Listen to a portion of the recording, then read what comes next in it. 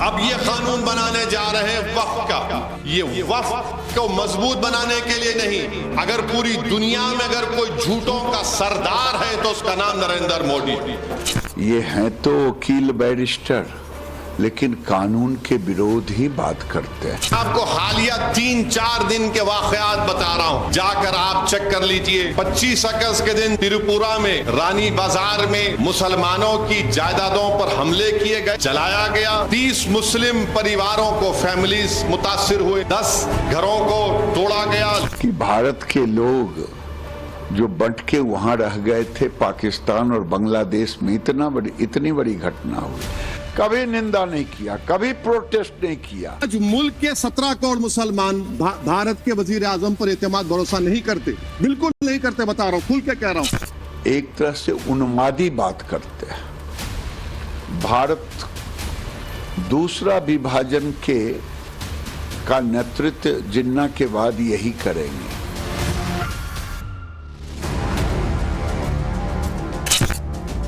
ये वो शब्द हैं जिसका जिक्र आते ही एक बारगी ज़हन में सबसे पहले 77 साल पुराना इतिहास दौड़ जाता है। बंटवारे का रक्त रंजित मंजर याद आता है। एक बार फिर उसी बंटवारे का जिक्र हो रहा है। सेंटर में हिंदू मुसलमान ही है, लेकिन बंटवारे का विलन बदल गया। मोदी तय करेंगे मुसलमान कौन है, आरएसएस तय करेगी मुसलमान कौन है। आप कौन होते हैं मेरे मुसलमान होने का फैसला करने वाले। तीखे तंज और धारदार तेवर वाली भड़काऊ जुबान, जिनके मुंह से निकलता है सिर्फ मुसलमान मुसलमान। उन हैदराबादी भाईजान पर बीजेपी के फायरब्रांड सांसद गिरिराज सिंह ने दिया है अभी तक का सबसे अटैकिंग बयान। मोदी के मंत्री गिरिराज सिंह ने कहा कि असदुद्दीन ओवैसी मोहम्मद अली जिन्ना की तरह भारत का दूसरा बंटवारा कराएंगे। गिरिराज सिंह ने ओवैसी पर आरोप लगाया कि मुद्दा चाहे जो भी हो, हैदराबादी भाईजान सिर्फ मजहबी लाइन लेंथ पर नफरत वाली सियासत करते हैं। ओवैसी तो मैं पहले ही कहा हूं, आने वाले दिन में ये हैं तो वकील बैरिस्टर, लेकिन कानून के विरोध ही बात करते हैं और एक तरह से उन्मादी बात करते हैं। भारत दूसरा विभाजन का नेतृत्व जिन्ना के बाद यही करेंगे और ये कभी नहीं कहा कि भारत के लोग जो बंट के वहां रह गए थे पाकिस्तान और बांग्लादेश में, इतनी बड़ी घटना हुई, कभी निंदा नहीं किया, कभी प्रोटेस्ट नहीं किया। और ये वक्फ बोर्ड के खिलाफ, अरे यहां तो टुकड़े टुकड़े गैंग बोर्ड के ठेकेदार पड़े हैं। अगर ये बांग्लादेश और पाकिस्तान होता तो ओवैसी की जुबान बंद हो गई होती। सुना आपने केंद्रीय मंत्री गिरिराज सिंह का वो बयान। ओवैसी सिर्फ बंटवारे की राजनीति को धार देते हैं, कानून के खिलाफ बोलते हैं, भड़काने वाली बातें कहते हैं। उन्हें भारत में सिर्फ मुसलमानों की तकलीफ दिखती है, लेकिन बांग्लादेश पाकिस्तान में हिंदुओं पर हो रहे अत्याचार नहीं। सवाल यही है, क्या वाकई ऐसा है? गिरिराज के आरोप और ओवैसी की मजहबी सियासत का आधार क्या है? आज इसी को समझने की कोशिश करेंगे। अब तो अपने ही निगहबानों से डर लगता है। डंके की चोट पे जालिम को बुरा कहता हूं, मुझे सूली से न जिंदानों से डर लगता है। ओवैसी पर बांटने का आरोप इसीलिए लग रहा है क्योंकि उनकी हर एक तकरीर का लब्बो-लुआब यही रहता है कि देश में मुसलमानों को अलग थलग किया जा रहा है। और जब से बीजेपी सत्ता में आई है, तब से देश के अंदर जो मुसलमान हैं उनका हाल बद से बदतर होता जा रहा है। लगातार मुसलमानों के अंदर खौफ पैदा किया जा रहा है, लेकिन ओवैसी यह भी कहना नहीं भूलते कि मुसलमान किसी से डरने वाला नहीं है। इसमें कोई शक नहीं कि ओवैसी की संपूर्ण सियासत सिर्फ मुसलमानों के इर्द गिर्द घूमती है, लेकिन यह भी सच है कि मुस्लिम मुस्लिम करते हैदराबादी भाईजान न जाने कब से अलादीन का चिराग घिसते जा रहे हैं, लेकिन कामयाबी का जिन्न निकलने का नाम नहीं ले रहा। मुद्दा चाहे यूपी में बुलडोजर चलाने का हो, वक्फ पर लगाम लगाने का हो, यूसीसी का हो, जाति जनगणना का हो, असम में मैरिज रजिस्ट्रेशन का हो, आप पुराने से लेकर हाल फिलहाल तक का कोई भी मुद्दा सोच लीजिए, उसमें ओवैसी की एंट्री खुद ब खुद हो जाती है। जुबान पर सिर्फ कौम होता है, भड़काऊ टेप फुल वॉल्यूम में ऑन होता है। आसाम में अगर मुसलमान शादी करेंगे कानून के लिहाज से तो ना काजी साहब रहेंगे खुतबा के लिए, ना दुल्हन को महर मिलेगा।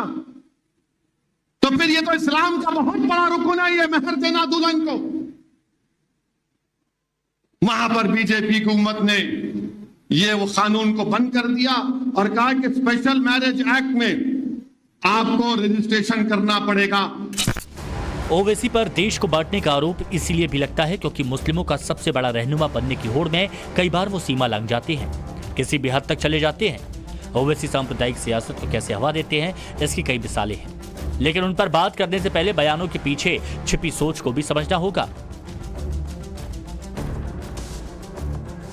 असल में राजनीति का टॉप गियर लगाने के बावजूद 2024 के चुनावों में भी ओवैसी की पतंग की डोर कट चुकी है। 2019 में पार्टी के 2 सांसद थे, 2024 में ओवैसी अकेले रह गए।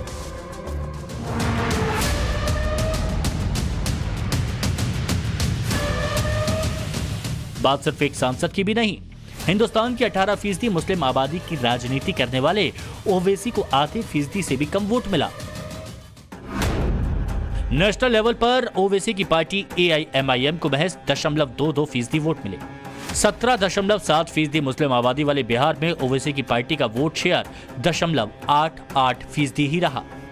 महाराष्ट्र 1.30 करोड़ मुस्लिम आबादी का है, यानी कि कुल आबादी का 11.54%। हाँ, यहां भी AIMIM का वोट शेयर 0.61% रहा।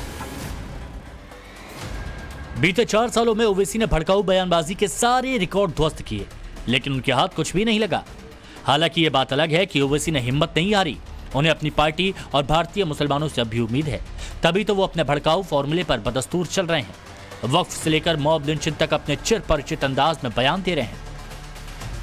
अगर मकसद क्या था CAA का कि जब CAA का कानून बनेगा तो NPR और NRC के जरिए भारत के मुसलमानों को उन्हीं के मुल्क में उनको सिटीजनशिप से, शहरियत से, उससे उनको छीन लिया जाए। इसकी मिसाल मैंने दिया, आज भी दे रहा हूं। आसाम में सुप्रीम कोर्ट के मातहत NRC हुआ, उसमें 20 लाख लोगों के नाम नहीं आए, जिसमें 2 या 3 लाख के करीब मुसलमानों के नाम नहीं आए। उन 2 लाख मुसलमानों के ताल्लुक से कहा जा रहा है कि उनको फॉरेनर्स ट्रिब्यूनल के पास जाकर अपनी भारत की नागरिकता या शहरियत को साबित करना पड़ेगा, और दूसरे जो नॉन मुस्लिम है उनको CAA से हम शहरियत दे देंगे। ये मैं नहीं कह रहा हूं, आसाम का मुख्यमंत्री कह रहा है। लोकसभा चुनाव में महाराष्ट्र में बुरा प्रदर्शन करने के बाद भी ओवैसी तेवर में। उन्होंने महाविकास अघाड़ी को गठबंधन का प्रस्ताव दिया, साथ ही अल्टीमेटम भी दिया कि अगर 9 सितंबर तक महाविकास अघाड़ी में मजलिस को शामिल नहीं किया जाता तो वो अकेले अपने बूते पर चुनाव में उतरेगी। महाराष्ट्र में असदुद्दीन ओवैसी की पार्टी AIMIM उन चंद सीटों पर चुनाव लड़ना चाह रही है जहां पर उसका मजबूत प्रभाव है। MIM के नेता इम्तियाज जलील ने यह कहा है कि वह 9 सितंबर तक इंतजार करेंगे महाविकास अघाड़ी के जवाब का, और गठबंधन न होने पर अपने उम्मीदवारों से फॉर्म भरवाना शुरू कर देंगे। महाराष्ट्र की 288 सदस्यों वाली विधानसभा के अंदर अगले चंद महीनों में चुनाव होने की पूरी संभावना है, और इससे पिछले चुनाव में AIMIM ने 44 सीटों पर चुनाव लड़ा था, जिसमें से 2 सीटों पर वो जीती भी थी। बिहार में भी तथाकथित सेक्युलर पार्टियों को गिरफ्त में लेने के लिए ओवैसी ने जाल बिछाना शुरू कर दिया है। बिहार में 2025 में चुनाव होने हैं। ओवैसी की पार्टी AIMIM ने राज्य की सभी 243 सीटों पर चुनाव लड़ने की तैयारी का ऐलान कर दिया। इतना ही नहीं, बिहार में 4 सीटों पर उपचुनाव होने वाले हैं, जिसमें सभी सीटों पर AIMIM के कैंडिडेट अपना भाग्य आजमाएंगे। ये वही बिहार है जिसने 2020 में ओवैसी को बूस्टर डोज दिया था। तब ओवैसी ने 20 सीटों पर चुनाव लड़के 5 सीटें जीती थी, लेकिन इसी जीत के बाद ओवैसी का ग्राफ लगातार गिरता गया। 2021 के पश्चिम बंगाल विधानसभा चुनाव में ओवैसी ने 7 उम्मीदवार उतारे। ओवैसी के हाथ खाली रहे। जिन सीटों पर चुनाव लड़ा वहां सिर्फ 0.2% वोट मिला। 3 सीटों पर सिर्फ 0.1% वोट मिला। इसके ठीक 1 साल बाद 2022 में ओवैसी ने यूपी में अखिलेश और योगी को ललकारा। AIMIM ने 97 उम्मीदवार मैदान में उतारे, उनमें से कोई भी नहीं जीत पाया और जिन सीटों पर पार्टी ने चुनाव लड़ा उन पर पार्टी का वोट शेयर महज 0.49% रहा। उत्तराखंड में जहां 2022 में यूपी के साथ ही विधानसभा चुनाव हुए थे, वहां AIMIM ने 4 उम्मीदवार उतारे और चारों की जमानत जब्त हो गई। इसके बाद आया 10 मई 2023 कर्नाटक विधानसभा चुनाव। ओवैसी को उम्मीद थी कि यहां उनका बुर्का हिजाब टीपू सुल्तान वाला दांव चल जाएगा, लेकिन मुस्लिम वोट बैंक कांग्रेस के पीछे खड़ा नजर आया। कर्नाटक विधानसभा चुनाव में ओवैसी ने अपने 2 उम्मीदवार उतारे और दोनों हार गए। रही सही कसर 24 के लोकसभा चुनाव ने पूरी कर दी, जिसमें ओवैसी को आधा फीसदी ही वोट मिल पाए। लोकसभा में ओवैसी के ओवरऑल पॉलिटिकल परफॉर्मेंस पर नजर डालें तो ओवैसी को इस चुनाव में 14 में से सिर्फ 1 नंबर मिला। महाराष्ट्र में ओवैसी की पार्टी 5 सीटों पर लड़ी, लेकिन नंबर आया 0। 1 लोकसभा सीट थी, उसे भी गंवा दिया। बिहार में 8 सीटों पर लड़े, लेकिन भाईजान की पतंग यहां उड़ी ही नहीं, यानी यहां भी भाईजान 0 ही रहे। हाँ, तेलंगाना की हैदराबाद सीट पर अजदुद्दीन ओवैसी की पतंग खूब ऊंची उड़ी, लेकिन देश भर में उनकी मजलिस यानी AIMIM की डोर टूट गई। यानी जितना ओवैसी ने हिंदू मुसलमान किया, मजहब के नाम पर विचारधारा को बांटने की कोशिश की, उतना ही मुस्लिमों ने उन्हें नकार दिया। इसके बाद निराश ओवैसी कुछ दिनों के लिए साइलेंट मोड में जरूर चले गए, लेकिन फिर पूरी लय में आते उन्हें देर नहीं लगी।